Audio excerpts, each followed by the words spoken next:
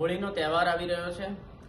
સમગ્ર ગુજરાતના ખૂણે ખૂણે ધંધા રોજગાર અર્થે ગયેલા આદિવાસી સમાજના લોકો પરત આવી રહ્યા છે। સરકાર દ્વારા વિશેષ બસોની વ્યવસ્થા કરવામાં આવે છે, છતાં પણ આ વિશેષ બસોની વ્યવસ્થા પૂરતી નથી।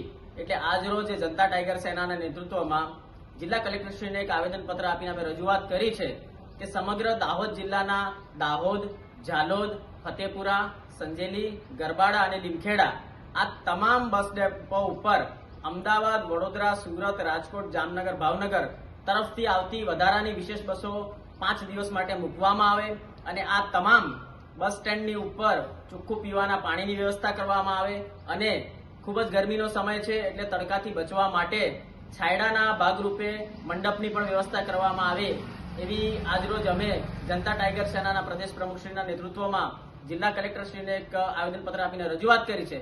સમગ્ર દાહોદ જિલ્લાના રાજકારણીઓ, રાજનેતાઓ, સરપંચો, ધારાસભ્યો, તાલુકા સભ્યો, જિલ્લા સભ્યો, સાંસદશ્રીઓ ચૂંટણી આવે ત્યારે પોતાના મતદારોને લાવવા માટે સમગ્ર ગુજરાતના ખૂણે ખૂણે ગાડીઓ મોકલે છે, તો જ્યારે ખરેખર આજે દાહોદ જિલ્લાની જનતાને પોતાના ઘરે પરત આવવા માટે વાહન વ્યવહારની જરૂરિયાત છે, ત્યારે આ લોકો કેમ વાહન વ્યવહાર માટે ગાડીઓ, બસો મૂકતા નથી? આ જનતાના મનમાં એક સવાલ છે।